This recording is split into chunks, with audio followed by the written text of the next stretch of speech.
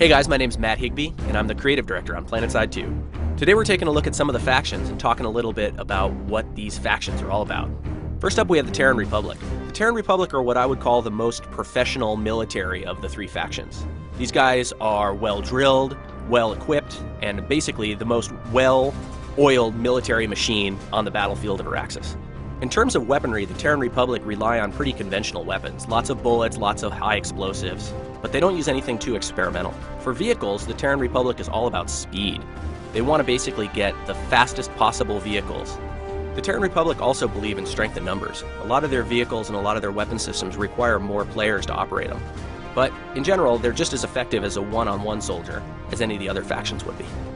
The second of the three factions we're going to talk about are the New Conglomerate. Now, the New Conglomerate are sort of the insurgent rebel faction in PlanetSide 2. These guys basically use whatever they can get their hands on, from old mining equipment to experimental weaponry, and they really aren't going to say no to anything that works. You can see here that in a lot of cases they're using stuff that's either plundered from or gathered from their corporate sponsors. A lot of their weapons, armor, and vehicles may look really utilitarian, but don't let that fool you. They still pack a mean punch.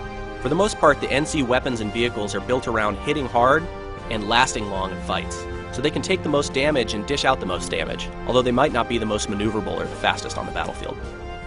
The third and final faction are the Vanu Sovereignty. Now, these guys have unlocked some secrets hidden away in ancient alien ruins all over Araxis. They've used a lot of this technology to help augment their weapons of war.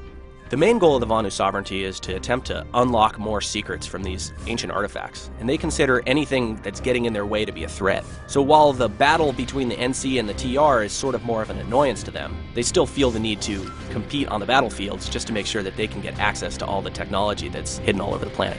The Vanu Sovereignty have the most advanced technology on the battlefields of Araxis. They use things like plasma warheads and lasers to get the job done. They also have magnetic propulsion systems in their vehicles, which allow them to be maneuverable in ways that conventional vehicles just can't match.